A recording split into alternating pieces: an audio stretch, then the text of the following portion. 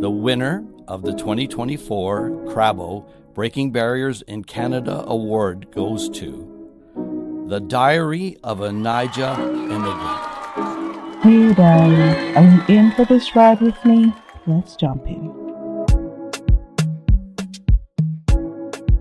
Hello everybody, welcome. Oh my goodness, Chioma. No way, that switch was... That switch was... What is wrong with this, Chioma? I'm not cutting this off. This is exactly how we're going to start the episode. Because what is all this? Oh my God. This is exactly how this episode is going to start. Hello. Anyways, I don't need to introduce anymore because you've met her. By what she has just displayed, you have seen. Yes. What more can I say? Anyways, welcome to yet another episode of The Diary of a Naija Immigrant. I remain Onye Ekenelbi, and with me today is my friend, my sister, my baby mama, because my goddaughter is her daughter, so she's just raising her a little bit for me right now, and then very soon I'll come grab her. She hasn't admitted that she's my godchild, but she is my godchild, and she is none other but Chioma Nwigwe. You might know her as Oma. She is the one who likes to shake tables on Nigerian social media. I do. Always talking about hot topics. I do. And always, she's a feminist. She is an activist. She is someone who also makes a difference in the society here in Canada and in Nigeria. I'm so excited to have her with us here today. She will introduce herself a little bit more, but for now, will help me welcome Chioma Nwigwe. Ooh, ooh, ooh. Thank you so much. That was very kind. I don't know about shaking tables. At least I don't set out to, but yes, I am Chioma Nwigwe. Everyone calls me Oma, so yeah. I'm a lawyer, a project manager, a privacy practitioner. I am also a feminist. I am Wasoka's mommy. Clock it. Clock it. She's the light of my life, my whole life. But yeah, I'm the founder of Safety for Every Girl, a non-profit based currently in Nigeria and focused on protecting the safety and dignity of girls and women. And I am excited to be here. Yay! I know you are excited. I am excited too. I've just been What nice. is there not to be excited I was about? just being nice. I'm here please. under duress. What? You did not say that. Anyways. No, take us seriously, but don't take us seriously. We're just joking. We're not. We love each other, I promise. But hopefully we don't break each other's heads today before the end. Anyways, so Chioma, this is the Diary of a Naija Immigrant. So of course I will ask you about your immigration journey. How did you get to Calgary, Canada? Why Calgary, Canada?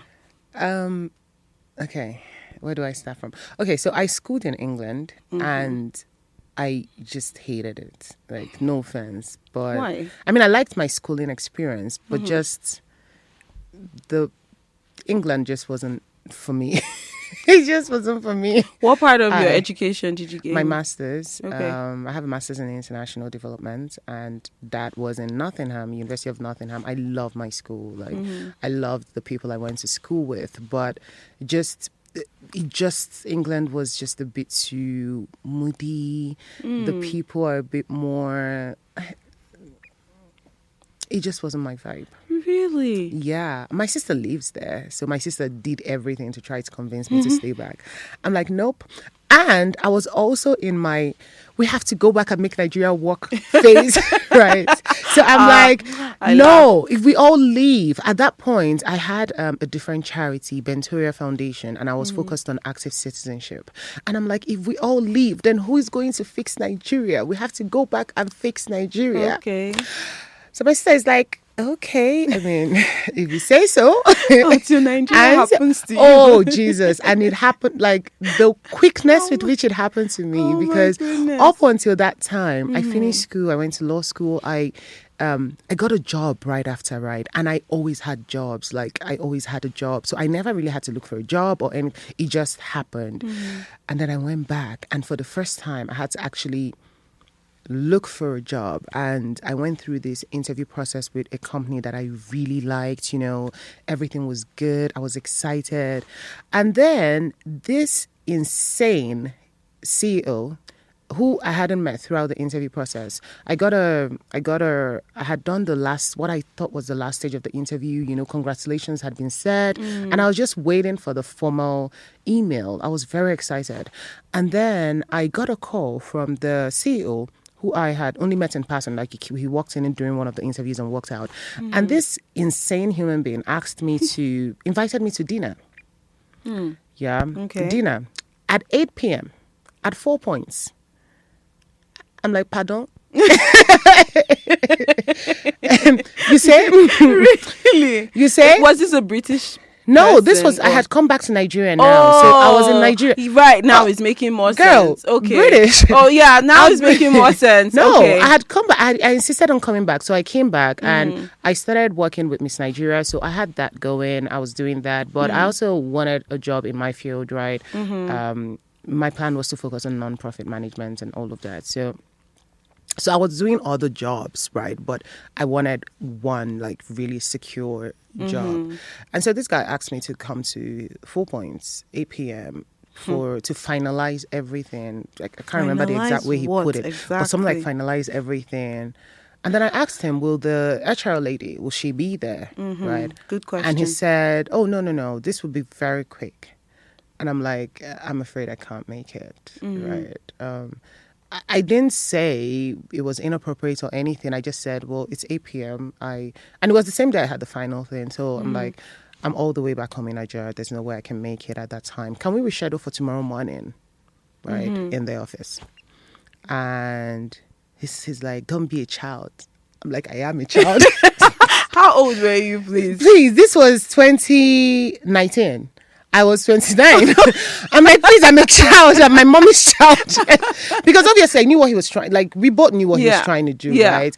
And he's like, oh, this is an offer that a lot of girls will, jump at. I'm like, well, give it to other girls, right? This is certainly not for me. And that kind of, it ended, and I was just so irritated. My sister had already told me about Canada and Express Entry and whatnot, but I hadn't looked at it because access citizenship, right? I really wasn't. But that whole experience, and this was an interview process that was very lengthy. It wasn't like it was just a quick. I had really, and you had celebrated. So you were. much, I was just like, you know what? I'm just tired of it. I'm sick of it. And I started the application process. It was very straightforward at the time. Now it's a lot harder, but at the time it was very straightforward. It was easy. I did it, and it worked. And I landed in Toronto. And I think 2 years ago, I decided to make the move to Calgary because I got married, and I just feel like Calgary is a better city, is a more family-friendly city. And so we made the decision to move here. Yeah, that's awesome. I'm glad you moved. I'm glad. Because I know when we first met, Yeah. you were like, you used to live in Toronto and everything. We had just moved when we first met. Yeah. Yes. So I'm so glad that you're one of the first people I met in Calgary, actually. You know, clock it. So if you know Chioma, just know that I am one of the first people in her life. Yeah, you're one of the first people I met here. Yeah, and it's so interesting the way we met. Like, I just saw you on random Main in Street, church. just random in church, and I was like, "Can I ask you a question?" Yeah, and that was it. Like, I was doing a streeter on Main Street in our church, and that was just it. And I loved the way we just connected off the bat, right? And the fact that our husbands also met and they also connected. Oh my God, they connected. Bat. That first dinner, it was they had known each other for so long. It felt really, really it just good. felt organic. Yeah, really. And like nothing has been forced and all of that. And then Nwasoka came. I knew you before you got pregnant with Nwasoka, so I knew you longer than you've been a mom. So, anyways, and then all of a sudden, Chioma, you became a mom, and then we saw a different side of you. We're like, what is this content that we are seeing? This is not the Chioma that we knew. This is not Masbos. This is not the basketballs that we know. Chioma is now carrying baby. She's now talking about breastfeeding, postpartum. What happened? What did motherhood do to you? Motherhood changed me. See, the thing is, so for most of my life, I didn't even want to get married. Like, marriage was not a thing. It's not just that it wasn't a thing. It was that I did not want it. Like, I didn't desire it, right? Why? Well, so I made the decision that I wouldn't get married when I think I was like 8 years old, right? Are you joking? I'm not joking. So I asked my mom, when I grow up, can I be a dad? And she said no. And I said, well, then I'm not getting married. Right, because for me, the only way marriage made sense was if I was the dad in the equation. Why? Because dads had fun. And this was the way I interpreted it as an 8-year-old girl, right? Moms didn't have fun. At the time, we lived in a block of flats, right? And it was a very lively neighborhood. We're very close-knit. I still remember all my neighbors were still in touch. Like, we grew up with family. Where is that? In Owerri. I grew up in Owerri. So we had an insight into not just our lives, but the lives of our neighbors, our friends, our, all of that. And the dads had hobbies. Like, my dad plays lawn tennis every day to this day. Wow. Every day after work, he comes home, he changes, he goes and he plays lawn tennis. Wow. We had people who had many dads. They all had different things. Some would play Scrabble after, like, they had things. But moms just took care of the family, kids, right? Yeah. My mom, like, they would cook, they would clean. Well, I mean, we had helps, but they would supervise. There was always something they were doing. The only other place they went to was church. And I'm just like, being a mom is not fun. My parents were very traditional, as a lot of parents were at that time. So my dad was well taken care of, right? And I'm like, I want to be well taken care of. In my 8-year-old brain, I'm just like, this looks like the life. I want this life, yes.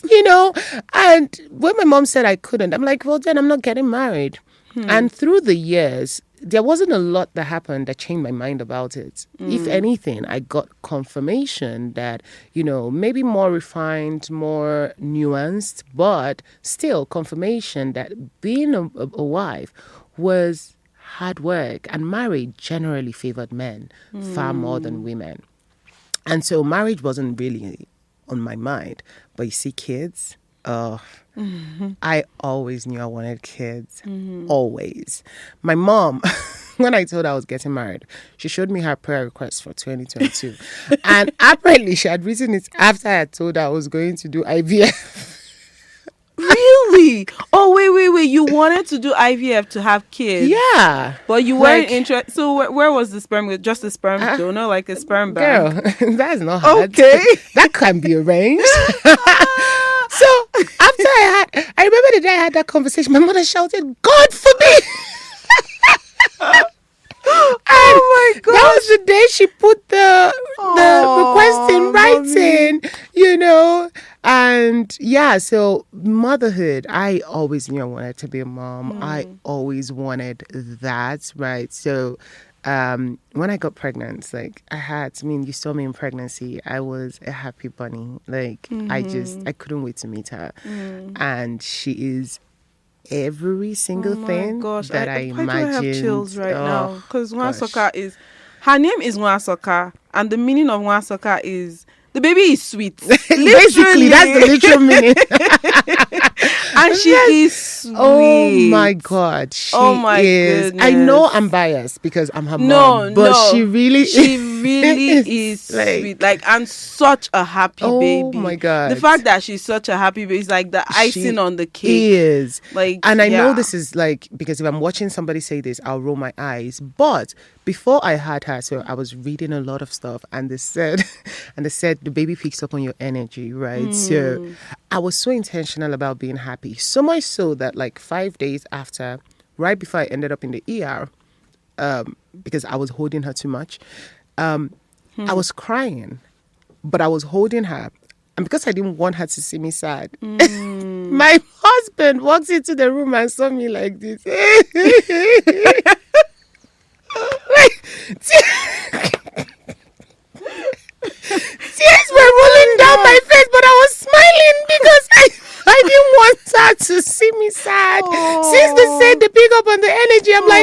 I start crying, then she's gonna be a crybaby. So because I wanted her to be happy, I was just like, motherhood. girl. It is without a doubt the most difficult thing I have done in my life. Nothing that you read or prepares you for it, right? Because even when you know mentally what to expect, the actual experience when you're actually doing it is so different. Yeah. But the beauty of it is that you get your reward immediately, right?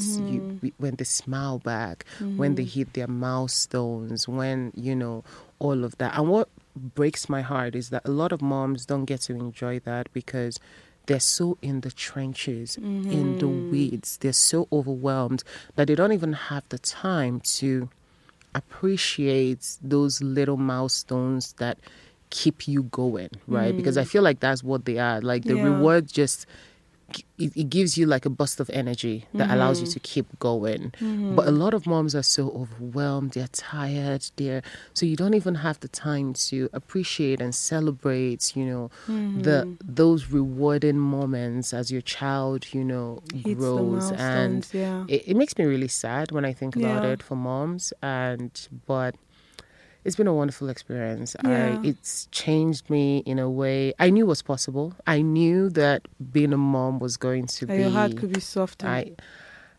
You knew that your heart could be soft. I'm a very soft girl. I'm a very soft girl. Okay, if you say so. But, whatever makes you happy. I'm a very soft girl, but yeah. Okay. How did it change you? Why did it make you see life different? Because I feel like the fact that your content became different, your outlook on life became different, I feel like it changed you and you started to see life differently. I feel like it wasn't as much as changing me to the extent of seeing life differently, as much as it's energized me to take action and speak about the things that I care about, right? There are a lot of things I care about, but I had always been one of those people that just felt that, considering that the overwhelming majority of Nigeria's population is living in poverty, there are more important things to talk about on social media than relationship, marriage, motherhood. Motherhood maybe not, but relationship, marriage, and all of that. And then when I had Nwasaka, it changed my perception on that, because I quickly realized just how intertwined those things are. They're not side topics, right? Marriage is more than likely the longest relationship any of us will ever be in our lifetime. Is a relationship that can make or break you. The person you choose to spend your life with can pretty much determine the trajectory of your life. And that person directly impacts your motherhood journey. The level of support you receive during, whether it's motherhood or throughout your marriage, can impact everything from your career to even your life, right? Whether you leave or you're unalived can be determined by the person you choose to partner with. So this isn't like a side topic. It's not something that, you talk about when everything else is exhausted. The more time I spent being a mom, the more angry I became at, just things that weren't done right. I remember the day I decided to start speaking about, marriage, and particularly men on Instagram. I remember it clear as day, right? Walk us through that. Take us I had opened my phone, picked up my phone, went on Instagram. And the first 3 posts I saw were from podcasts talking about women. Right, talking about what women in this generation weren't doing right, talking about how men were the hosts. It was men that were the hosts, right? There were 1 or 2 women there, but it was driven by men, right? I feel like I know the podcast you're referring to. It's like, I'm like, oh my God, can women catch a break? If you think in 2025 that women are the reason that marriages are failing, that the family is under attack, then you must be living under a rock. The average woman, from the moment that she's able to comprehend and understand, marriage, motherhood is drummed into your ear, right? I still recall as a young girl, when you're sweeping, bend down and sweep properly. Is this how you sweep in your husband's house? You have to learn how to cook. Is this how you cook in your husband's house? And we do all of this shaping and framing and, lecturing only to hand women over to men who have been completely unprepared for marriage and supporting motherhood. I went through the first post, I ignored it. I went through the second post, I ignored it. I went through the third post, and I'm like, that's it. That is it. I've had it. Yeah. Someone needs to talk to men. And clearly the men are not going to do it. Clearly the men have no interest in doing it because they choose not to be accountable, right? They choose not to speak to other men. There are a handful of men who talk about it. There are a handful of people who are focused on that, but not nearly as much as as the focus you have on women. And I'm like, you know what? I'm going to do it. I'm just going to, my friends were shocked because I had zero interest in having any of those conversations, right? My focus has always been on feminism and women and women's rights and empowering women and building women's confidence and whatnot. But I'm like, yeah, let's do it. There's a hole there that needs to be, or a gap that needs to be filled, right? And I think you've been doing it pretty well. I love the way I don't know why I just keep I don't know why I just pictured your content in front of my face as I love the way I can tell that Chioma just woke up and there was a burning thing that she just set the camera, and then when she's done talking, it just ends. Yeah. You're like, someone needs to tell you guys, and it ends. Someone needs to talk about this. You guys need to do better, and it just ends there. It's like, that is the point of it, and whether you like it or not, I have dropped it. You take it or not. That's it, really. But that is really good. I love it. But at the same time, how much backlash versus accolades do you get for the kind of content you put out there? I have no idea because I very hardly go through my comments. I already know what's in there. It's men crying. And I drink your tears, my darlings. I drink it. There are a lot of, because before I started it, my posts had ended up on a few sites before, right? Maybe Jama Daisy, even Insta blogs, here and there. So I already know what kind of comments I'm gonna get, right? And when I go through the notifications, I see some, when I see the ones that are reasonable, I engage. The rest of it, I just can't be bothered, at all. It doesn't even get to me at all. Maybe a big part of that is that most of them lack range and depth. If you want to insult me, come. I can match you ban for ban, but you need to make it worth it, right? What's your expired? What's that? Hello? Make it, I need something to respond to. I need something to, something that gets me thinking, I've never, and it's also because a lot of times the people that will,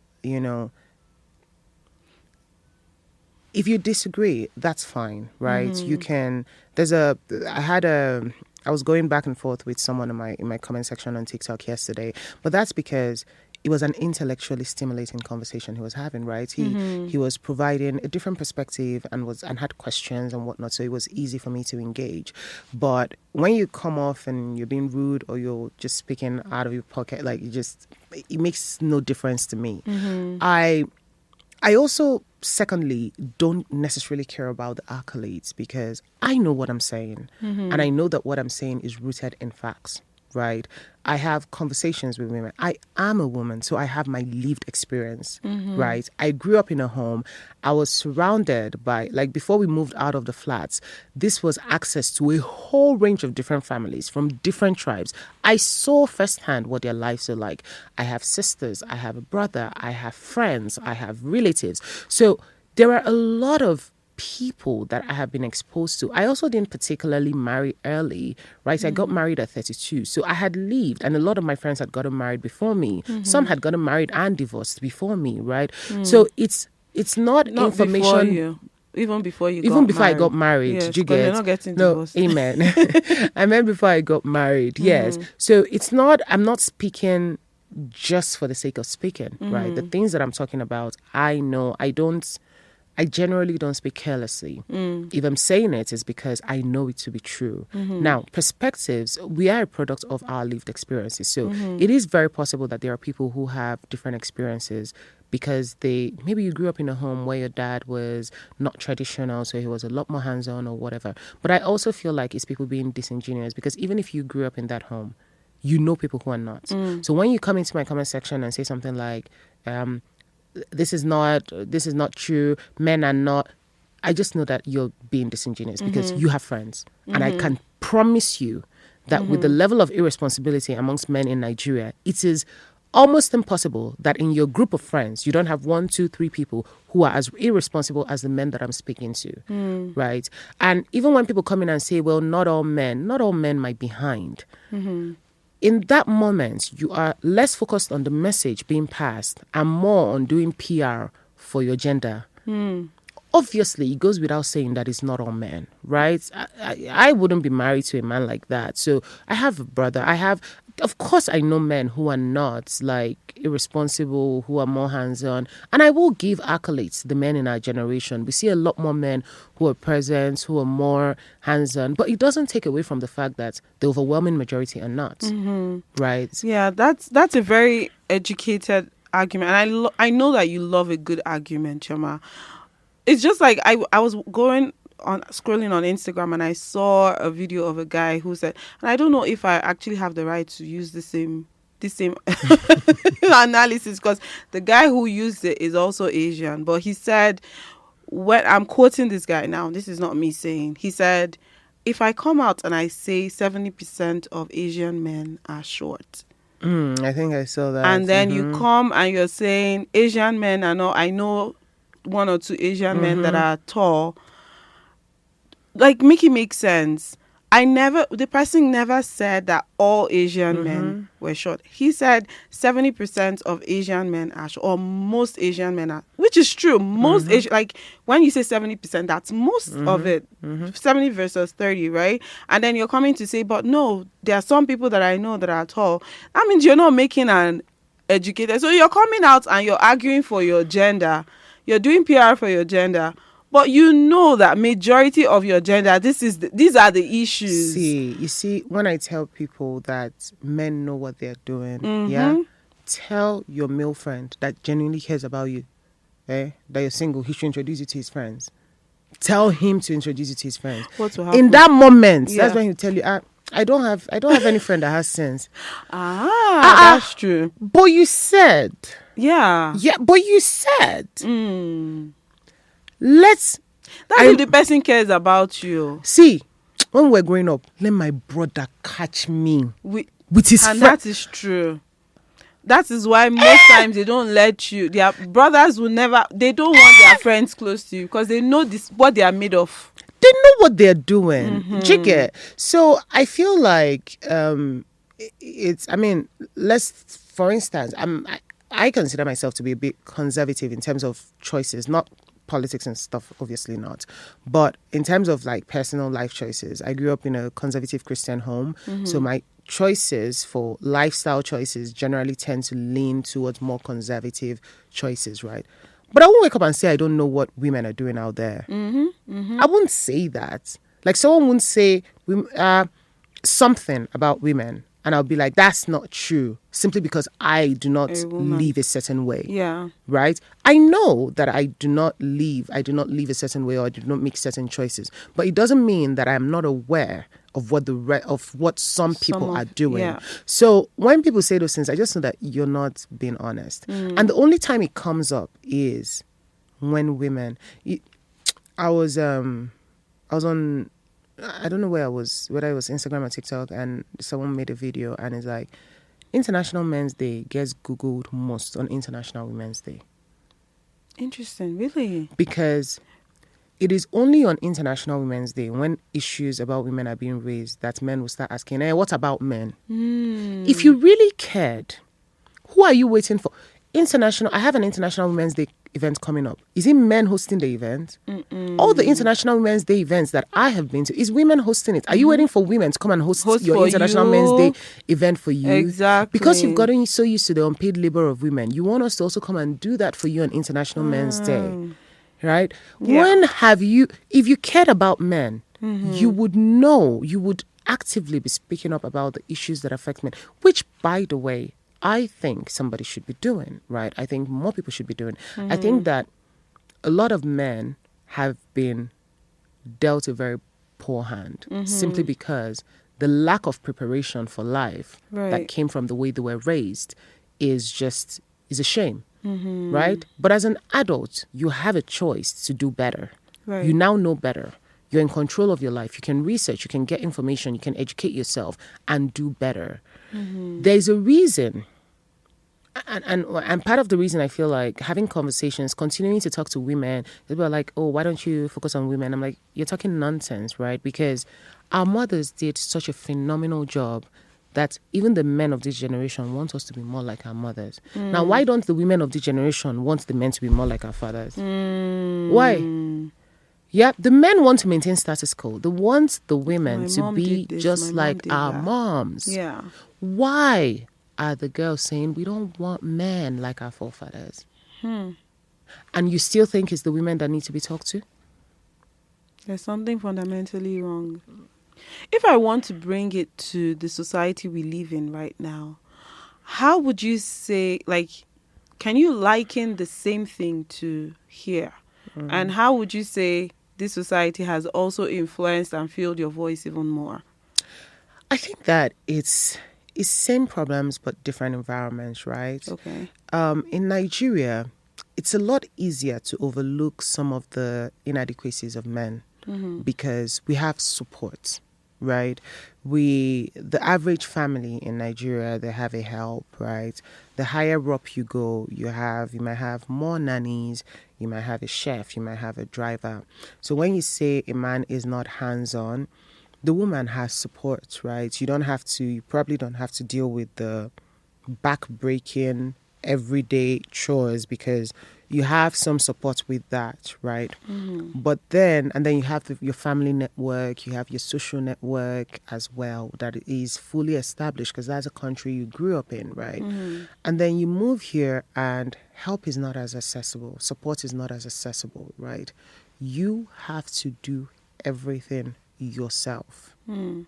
From the time you wake up to the time you go to sleep, there is nobody providing additional support outside of your core family.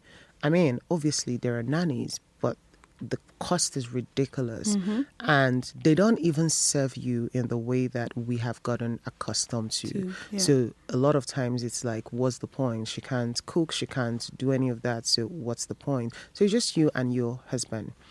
And then in Nigeria, at a certain level, you have men who are providing more, right? At a certain level, and this is in some homes. A lot of homes, people like to deceive themselves. There are few homes in Nigeria that are one income, right? Very few homes in Nigeria that are one income.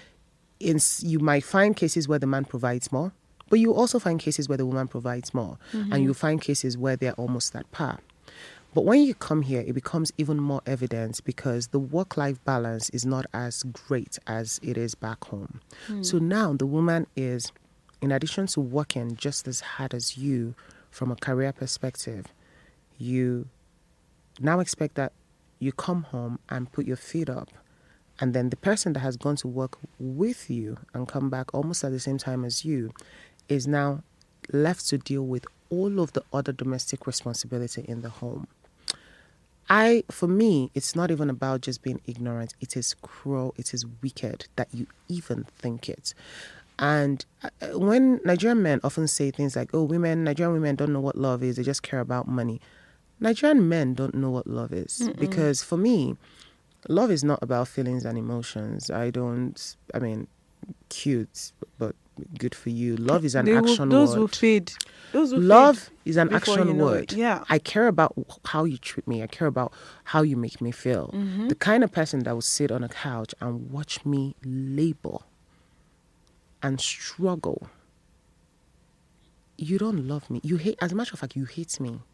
And oftentimes my husband would be like, babe, there's a difference in mindset. I don't think, they even think of it that way. But the fact that you don't think of it that way means you hate me, because if you love somebody, you're consciously thinking about them. You're thinking about ways to make their life easier, right? So and I think that is the core difference here, is that in Nigeria, it's a lot easier for women to overlook and just, we'll get help. Help is affordable.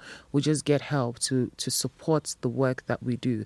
But abroad, you don't have that. So you're compelled to confront the issue, right? You're compelled. And that's why it seems like marriages here don't last as well, because you can't just ignore. Because in Nigeria, when you ignore, you outsource the work. Here, when you ignore, you have to do it until you break. Right. Last year, there was a social media, challenge of, how I lost my spark and, during pregnancy, how pregnancy and motherhood and marriage drained me. And it was women basically showing how they were before they got married, alive, bubbly, fun, all of that. And in marriage, they're basically shadow of themselves, right? And for me, every time I see a woman that is going through that, the first place I look is your husband. That's the first place I look, because having gone through motherhood myself, being a mom myself, I know that there is no way I would have had the journey that I had, the experience that I had, if I didn't have adequate support. Your family at some point is going to go away, unless you're one of the lucky few whose family stays with them. Eventually, the people, the crowd, they're going to go, and it will just be you and your partner. And if you are married to somebody who does not think of you, who does not actively look for ways to make your life easier, who is not indulgent of you, it's going to be hell. It's going to be hell. The thing is, even with the person who is, you're in the trenches. Now imagine what it's like when you're not. You don't have. Yeah. So being here and seeing that even when the tables are turned, because you can say, oh, Nigerian men don't think about it so much because we have a house help, we have a chef, we have a driver. So I feel like I've provided, resources to make your life easier. So yeah, so you can maybe even try to excuse it. But you come here and you're now in a situation where you know for a fact that your wife doesn't have support, and you're still insisting. And I hate the selective traditionalism, because if you're truly a traditional man, you won't be willing to accept money from your wife. Exactly. Why is it okay for you to accept money from her? Like 100%. She's paying bills like you. You guys are splitting the bills. You're splitting the bills. But when it comes to doing chores, and it irritates me so much when I hear, I'm helping. You're not helping. It's your home. Like, are you a guest? Exactly. Like, what do you mean? I'm babysitting your child? How are you babysitting your child? You're taking care of your child. And I'm like, when they say, men are not naturally... Child. Do you know how much I hate... You think you hate chores? Me. I mean, last born... I hate chores. Like, I hate it. See, when I go to Nigeria... As a matter of fact, my husband didn't even know I could cook when he landed in Canada. When... Okay. Oh yeah, start telling us about. We're fully married. Like, the man I don't even. He signed that. Okay, nothing. He because if I have a choice, I'm not. You're not stepping into the kitchen. I'm not made for this life. Every time I have to do chores, I'm just like, this is not the life God intended for me. See, I had a cooking page when I was in Nigeria. I said I love cooking.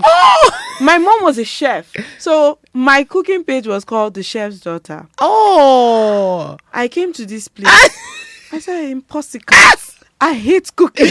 God! Because see, in Nigeria, someone, even if you want to do the cooking yourself, someone will prepare everything for you. Like, prepare. You just come in to mix. In fact, make everything. You can even put the tomato to be fried for the stew and tell her just be turning it. When it's dry, call me. And I will just set the camera. I will video my cooking process. When I'm done, I'm like, okay, clean up. Yes!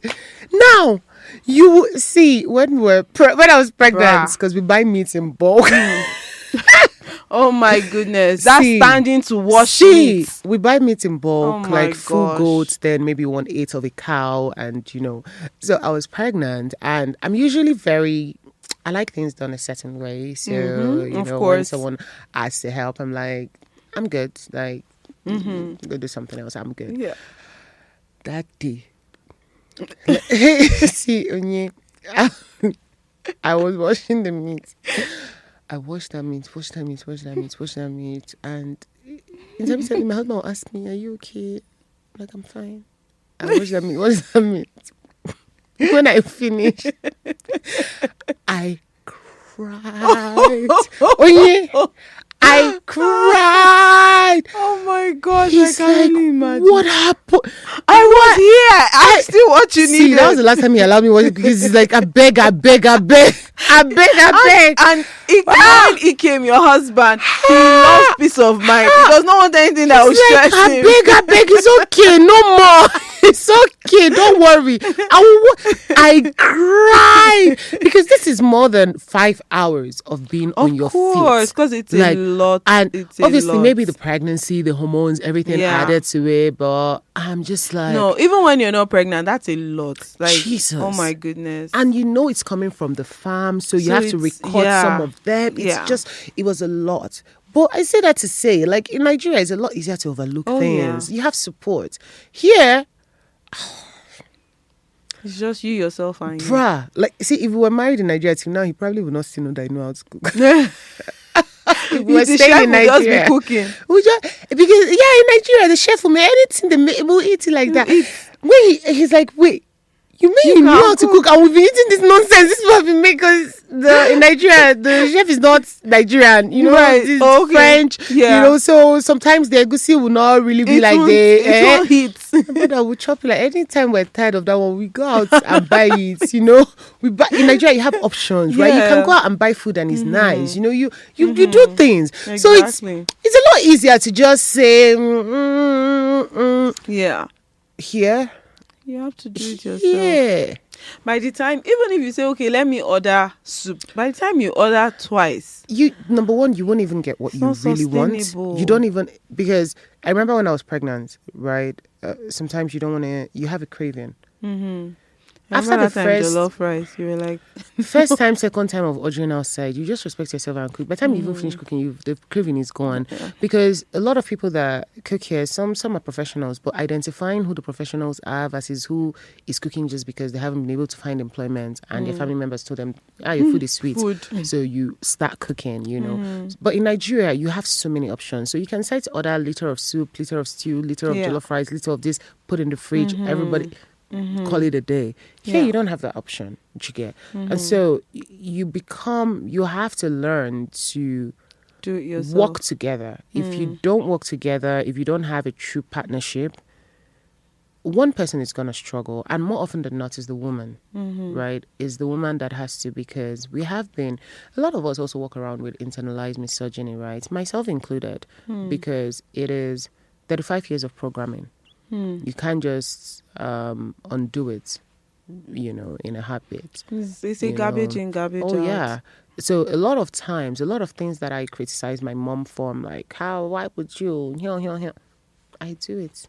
Just because, like, I can't not do it, right? It's just, I've been programmed that way. I can't not do it, right? And so you find yourself that naturally being the default parent, naturally being the, you know, infantilizing your husband, you know. I travel quite a bit. There's never a time I travel without making sure he has food to eat, you know. He's a grown man. Before he met me, he was eating, but you just find yourself going back to those things that you witnessed and growing we're naturally up, nurturing. Women are, I don't know, maybe like you said, the way our mothers raised us, we've been raised to be the nurturer. Yeah. So there's no way you won't want to, you were here and you had to call to be sure that your daughter was doing okay. I can tell you for free that if he was the one that stepped out, he might not call like that to say. So, and part of it is that he's sure that she's fine. That's exactly, because she is with her mom. Yeah. So we're just raised that way. It's just sad to see that even in this day, like sometimes I remember when my son, we were in Nigeria, and I made up my mind that I had a son for my first child, and I said, there's nothing like boys' work or girls' work. So you'd be entering the kitchen with me. My son could cook Indomie that's 3+. You enter, carry chair, and stand and be stirring the Indomie. And then one relative came in one day and my son was in the kitchen. I was like, what are you doing in the kitchen? Boys are not meant to be in the kitchen. I had to warn them. I was like, please, not my boy. My boy has to be in the kitchen. He will learn how to. And one of it, I'm not to throw my husband under the bus, but when I was pregnant with this child, as I'm stepping down from the bed, I have to be eating. As long as I brush my teeth, I have to be eating because my body would just start shaking. And the days when the chef would come, it was fine because before I wake up, I could smell the food. The food is already... But on the days when the chef doesn't come, my husband will have to enter the kitchen and, ordinary Indomie. I had to hold my nose and he's like, is it going? It was so bad. And then I told myself, I was like, I'm having a boy. This cannot happen. My child has to know how to cook. If there's anybody in my house that knows that, like if I ask them, what do you guys want to have for dinner? And my son says noodles. I'm like, you're making it right? Because there's no need for me to be in the kitchen. You can make Indomie. I remember my daughter saying, Mommy, if you didn't have kids, baking would have been hard. And I was like, ooh, okay. Nice. Because my son is brushing the meat pie. My daughter is poking the meat pie. So like, I love that we millennial moms, we learned how to nurture from our moms who had the different mindset of who is supposed to be the nurturer. But we are able to influence the next generation and make sure that whether you're a man, whether you're a woman, there's nobody that nurture is written in front of their head. We all have to, in order for you to have a successful home or a successful life, you have to learn these things. They are basic life skills. Survival skills. It's not for one gender. It's for both. Girl, do you know the overwhelming majority of Michelin star chefs are men? Exactly. So how can you turn around and how say did that it happen? You get? Like because how? when it comes to unpaid labor, that's when we recognize that women's, skills matter. But when it comes to paid labor, suddenly men are better, right? We only want to acknowledge women being better when it doesn't lead to economic fulfillment or advantage. When it comes to doing chores, they'll tell you girls develop faster than men. But when it comes to positions in the office, you suddenly forget that girls develop faster than men, right? You suddenly forget. When it comes to political positions, suddenly women are not built for politics, right? And when you have this conversation, someone will open their mouth and say, if armed robbers come to the house, well, how many times have armed robbers come to your house? How many times have armed robbers come to your house? And by the way, I feel like Nigerian men, they also pick a lot of conversation from from foreigners, right? A man will tell you, when plumbing or mechanic, I've never seen a Nigerian man do any plumbing work in my life. It's when they come here that they now see that, okay, those labor are even paid more. In Nigeria, all you're doing is making a phone call. In fact, half the time, the only reason we're letting you do it is for your own ego because it's a phone call. Exactly. We're calling somebody to come and do it. So you're comparing work that you outsource to labor that the woman has to carry herself. And some even have the audacity to ask for fresh food.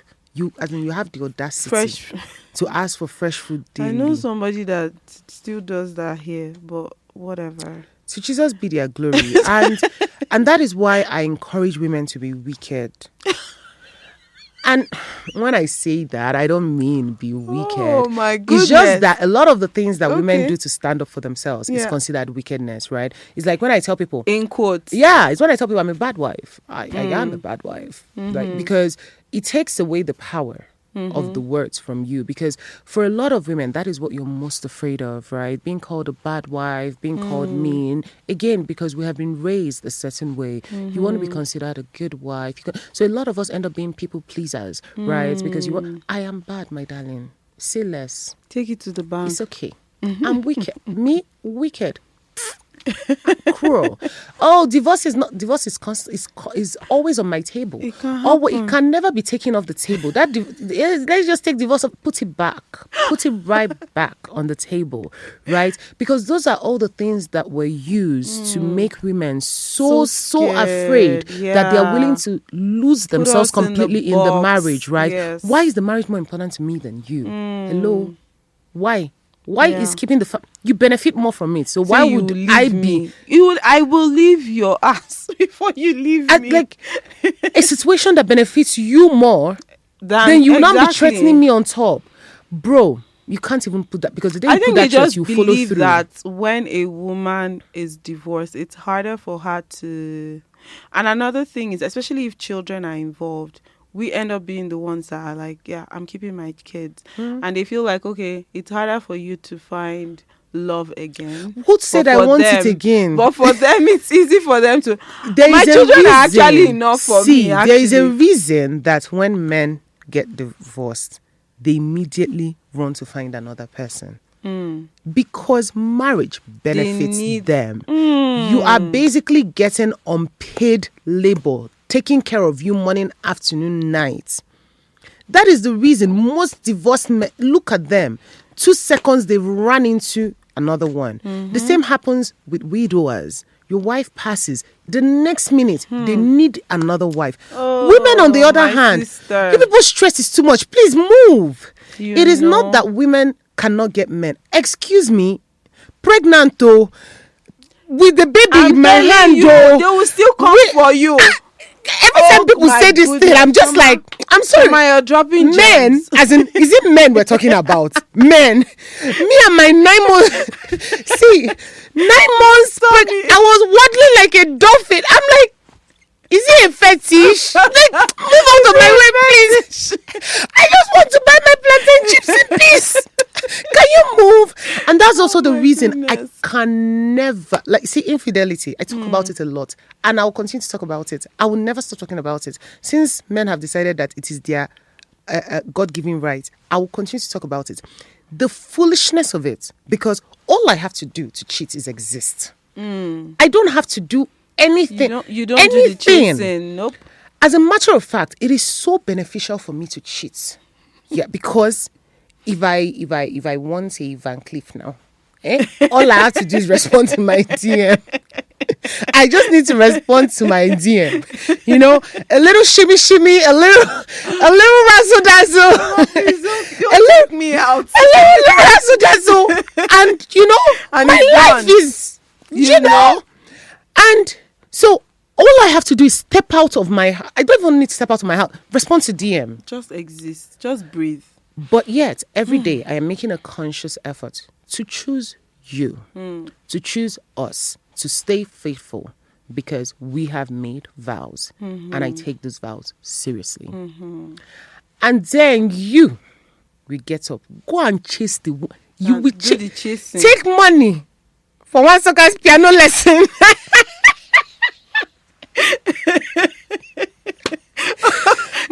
This man so got not hear one. No, he's taking our piano lesson. Money that we should use and do mommy and me outfit. You carry it and go and give one smally. No, now Thunder has to fire you. It has to. This situation, it just makes me sad that it's mostly.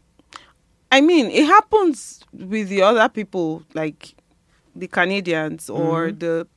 But what makes it sad is this is something that has been put on us from generation, because and then we bring it to this society.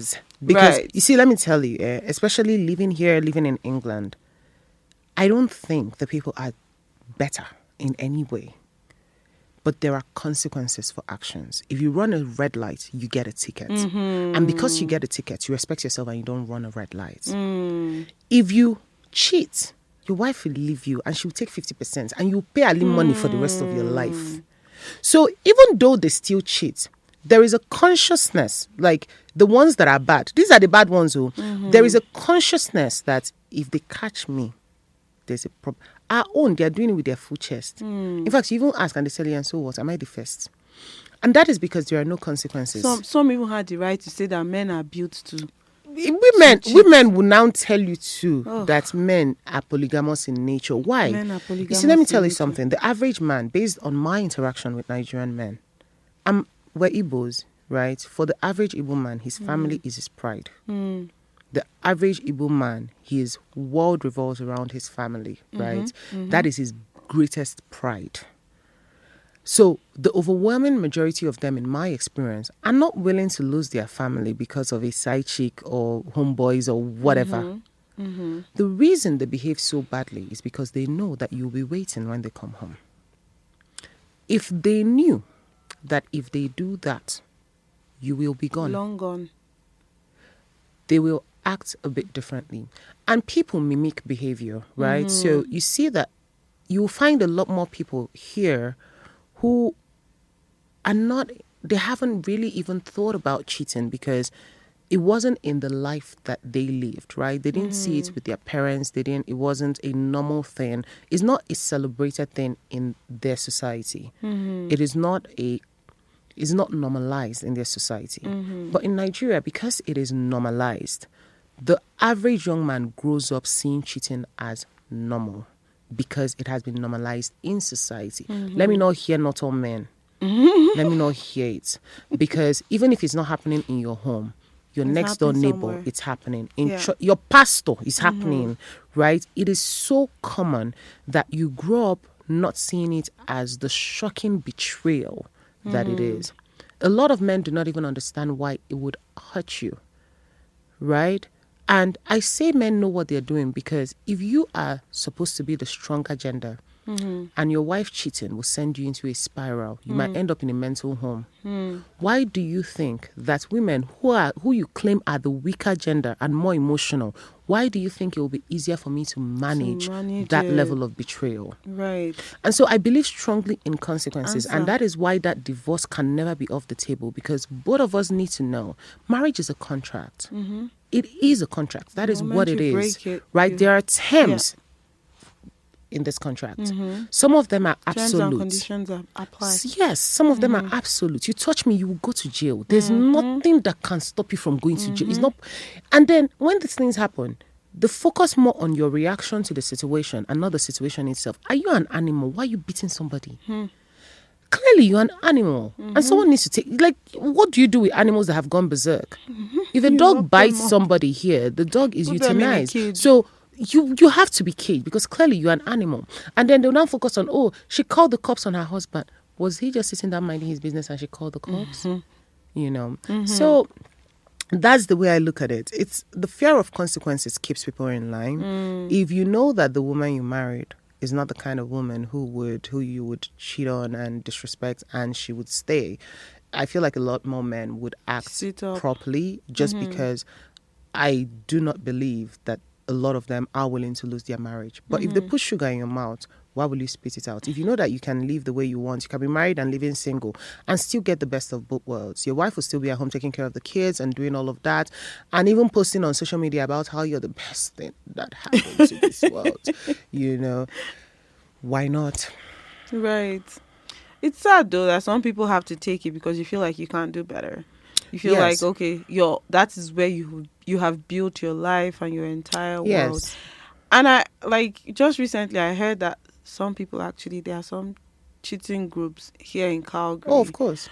And I'm like, wow, how do you even find the time? How do Yeah. you find the resources? Because we live to pay bills here for crying out loud. Because I feel like part of that is also that, you know, again, women don't want to be bad because if work closes at 5. Enough said. We're not in Lagos. We know exactly how long it takes to come home. You know, but you don't want to be a nag. You don't want to be called a nag. You don't want to be, you know, and so you let it. But it's irritating when you think of the effort that goes into living such irresponsible life. And that is, for me, I think that's even where the betrayal hits the most. The energy you put into it, you know, like the lies you had to tell.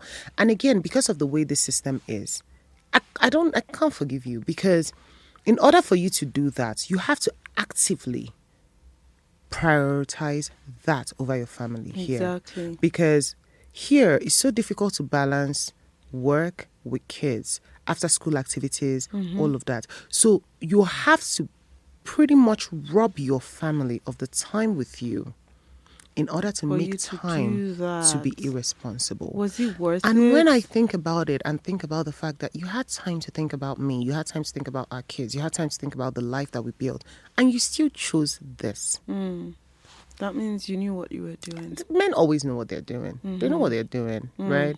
And so, yeah, I'm just like, and I get very irritated because on the one hand, I empathize with the women that think, oh, that's just the way men are. I empathize because it's indoctrination, right? You grew up seeing your mother go have to through unlearn it. it, You grew up please. seeing this person do it. Did you like the people it when you around grew up you, seeing they it? hated it, but their mom told them that's just the way the men are. If you go into my comment section, there's a post I made.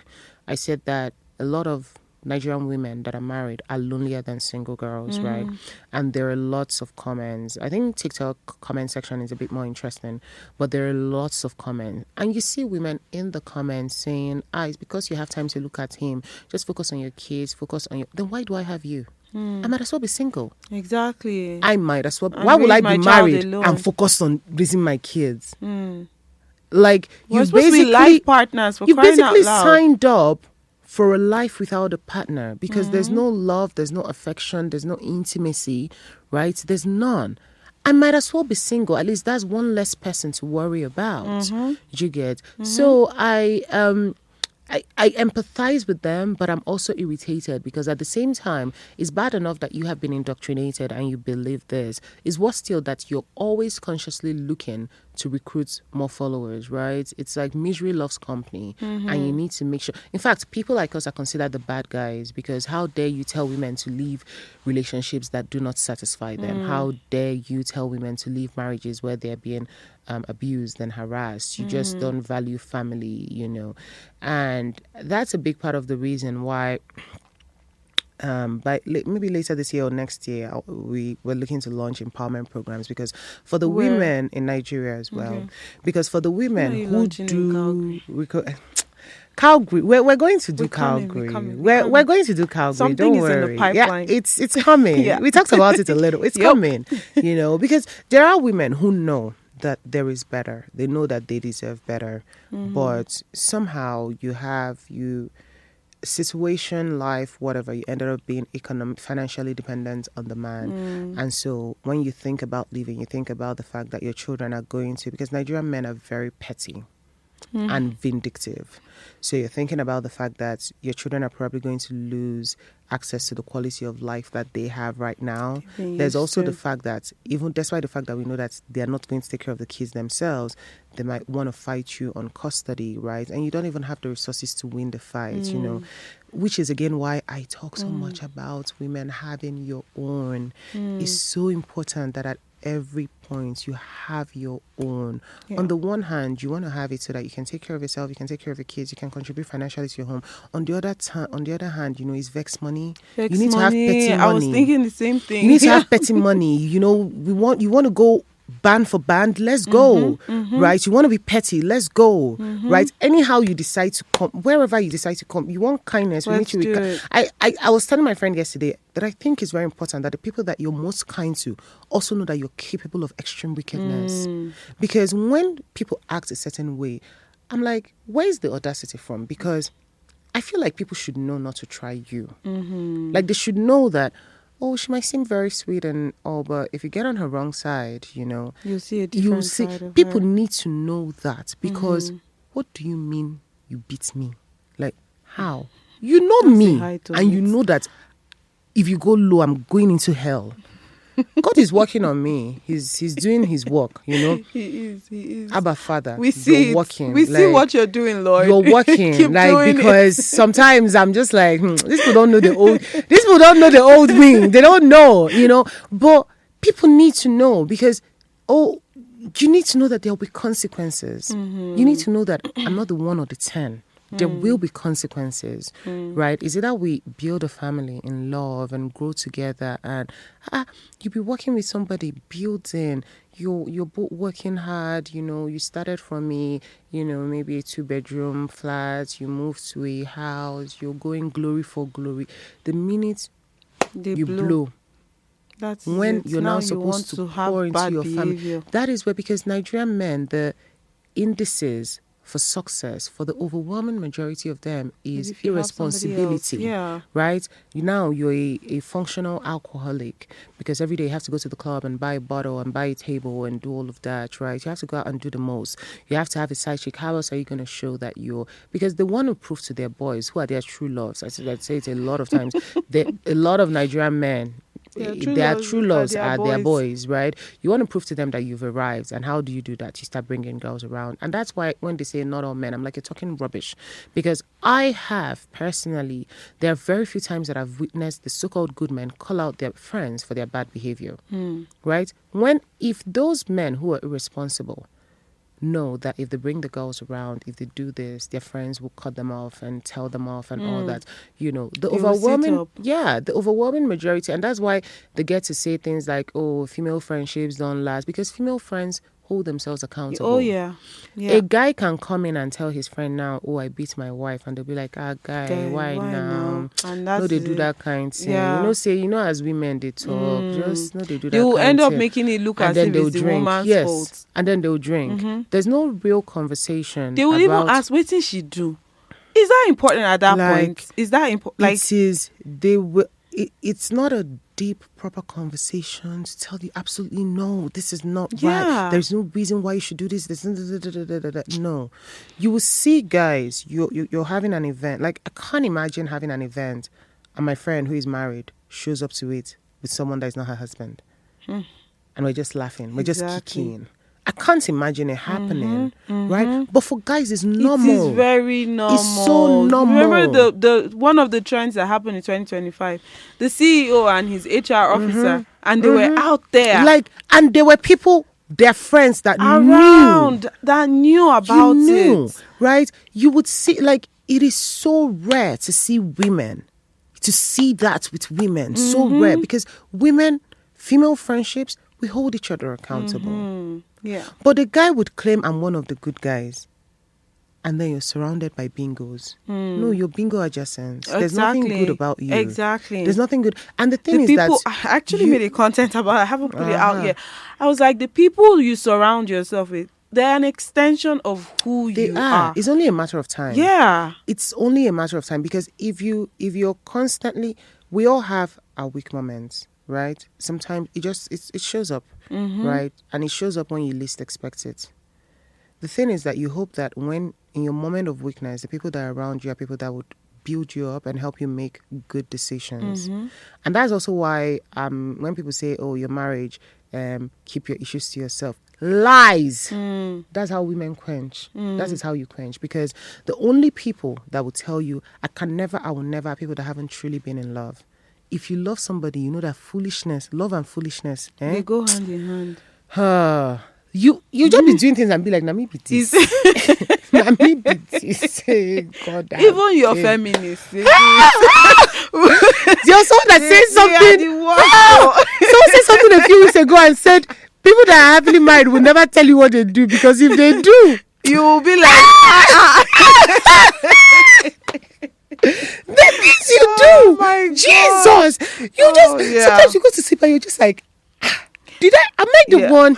Did I really do Jesus. this? So you always need people that you can trust, that help you stay grounded, that help you. Sometimes it's helping you. Sometimes you think you're right and your friend is helping you see different perspectives. No, actually on this one, babe, you weren't right. Just go and apologize. Some other times it's like, girl, you're doing too much. Like, he's taking advantage. Because people who are abusive, the first thing they do is isolate you. The first thing to do is isolate you, because when you're isolated, abuse thrives in the face of isolation, right? And I'm not saying, broadcast your issues, but at every point you should have 1, 2, 3, 4, whatever people that you trust, that you know are in your corner, that you know that want to see you win, that you can go to, and you know that they will hold you up. Because in that moment, two people cannot run mad at the same time. And I promise you, there'll be moments where you're just like, what the hell? You're in your moment, you're in your feelings. And you need people that will bring you back to earth, right? You will have to. So it's... yeah. It is what it is. But these are the issues, and we have to keep talking about it, because that's the only way we can inform change. That's the only way we can help that person living under the rock to realize that something is wrong somewhere. Of I heard course. someone was telling me about somebody that they don't have a friend. The annoying thing, or the fascinating thing I should say, is that she has siblings living in this city and in Canada, like outside of the city, but in Canada. And this lady, the only person she talks because she's been isolated is ChatGPT. She's like, ChatGPT, I feel sad. This is happening. And then ChatGPT will start to talk with her. I'm like, she's running mad, but she doesn't know. Proper running mad. Though. Like she's Proper running. She running really mad. needs to seek help. Proper running So if you're one mad. of those people, my dear, you really, really need to seek help. It is not Proper. normal. It's not. It It's is not not. normal. Don't make them make you feel like you're going crazy because you're seeing things. If you feel like you're isolated, you can't ask for help. If you feel like this guy, you're slowly draining, you're a shadow of yourself, and he's there watching you drown, my dear, please It marries get up. your enemy. Yes. It marries your enemy. I have my friends get annoyed with me because I have my senses are very highly developed because I trust myself. If I say something, if I feel like something is wrong, I don't need proof. I know there's something wrong. Like, if I feel like something is off, something is off. definitely off. So I'll literally meet somebody today and I'm like, nope, this person is not. I can't prove it. I can't. But it's only a matter of time. Yeah. It will come. So for me personally, I trust myself enough to take a decision there and then. If it feels off, it's off. Like, forget it. Like, it's not happening.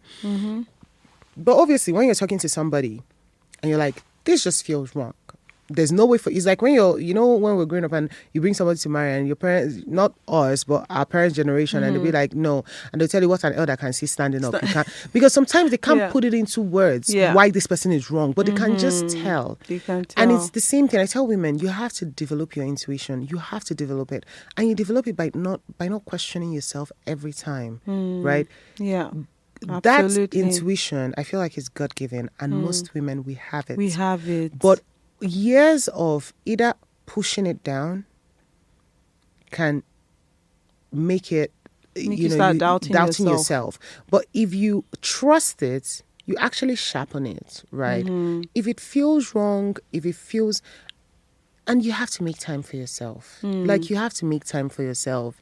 I say it all the time, right? You're going to lose your mind. You're going to lose your mind. Find a hobby. Jesus Christ. Find a hobby. Hobby is not meant for just the man. People get married and they cut off their friends. I'm like, in the sea of foolish things, that has to be top of the list, right? You need your friends now more than ever. Marriage, motherhood, it will test you, even the best ones. Like, I'm not even talking about the bingos, right? This is, you are married to a good person. You're happily married.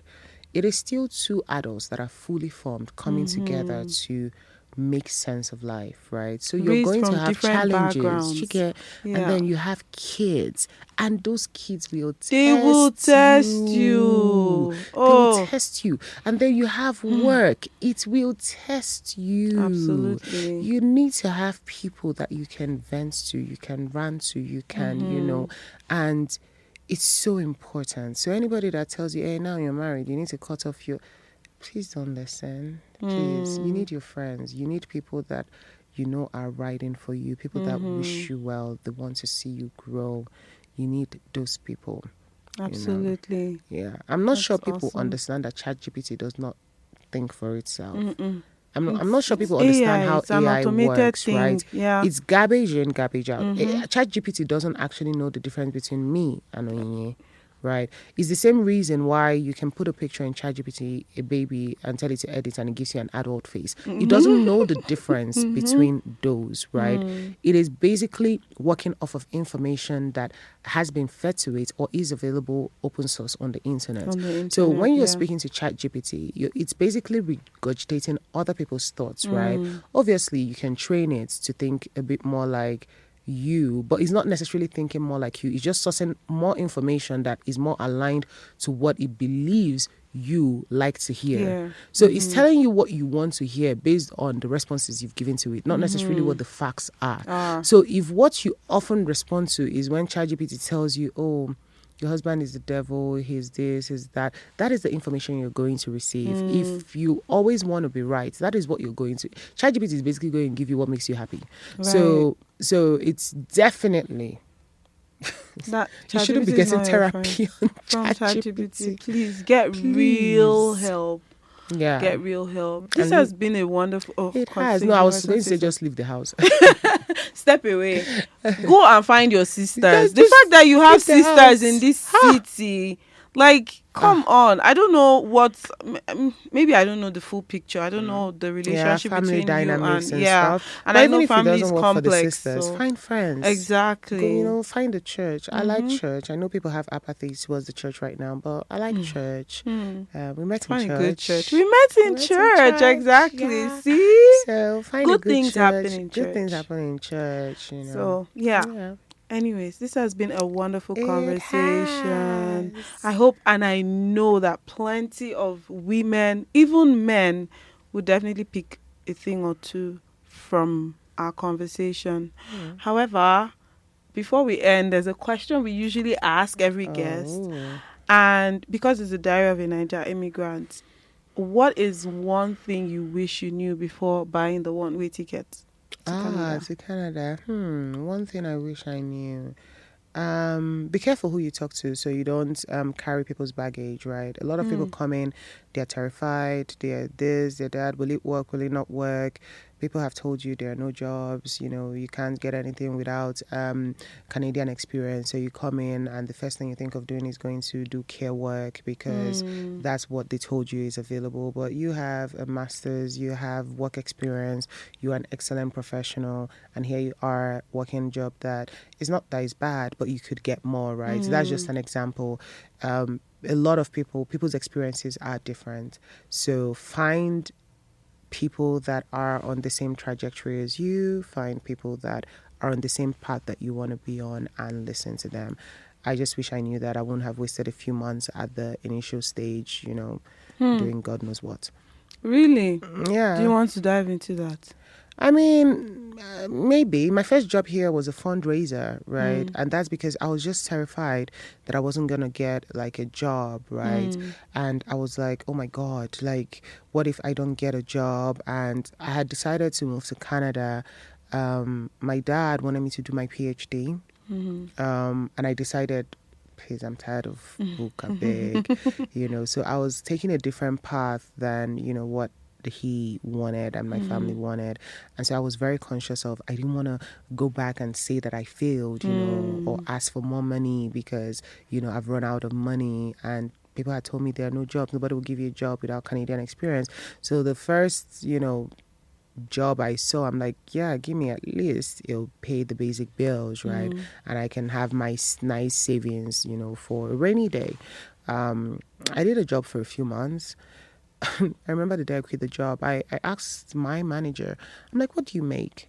Because she had come to give me a spiel. I was promoted 3 times in I think in a space of maybe 2 or 3 months, and she's like, oh my God, the way you're going, in a year or 2, you'll be manager. I'm like, oh, that's exciting. How much do you make? And she told me, I'm like, really? Is that what I'm working for?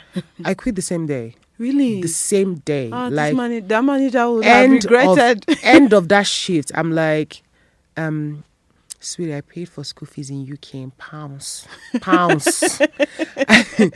You're telling me in 2 years I'll make what? That's not why I left my family and friends to come here, Goodness, and it was at that point I was just like, no, this can't be the best, this can't be everything Canada has to offer. So if I hadn't allowed myself to become afraid just from other people's experiences, and I had a job in 6 weeks, right? I had a project management job in 6 weeks after quitting that job. But if I hadn't allowed myself to be consumed by other people's fears, I would probably have come in and went straight to doing my project management and doing my job, as I should have. So I think it's just very careful. The people you listen to can determine how your journey evolves here. So you just need to make sure you're listening to the right people, listen to people that are on the same path that you want to be on when you get here, and that can make a world of difference for you. See, you heard it here first. And I think that is so tea, because like I've shared my experience before. If you haven't watched or listened to my story, please go listen. But the same thing happened to me. Like, listening to information is so key in this part of the world. There's so many things that you need to know in order to thrive here. If there was an MC who was emceeing a show, not a show, but an event, and he was like, the first person that he chatted with was the taxi driver that took him from the airport, and the taxi driver told him that the best place to live and the best jobs to have, like, live in the Northeast, and maybe you have to get like a job with a McDonald's or an Uber driver and everything. And that was what he did. And then eventually he found out that those were all crap.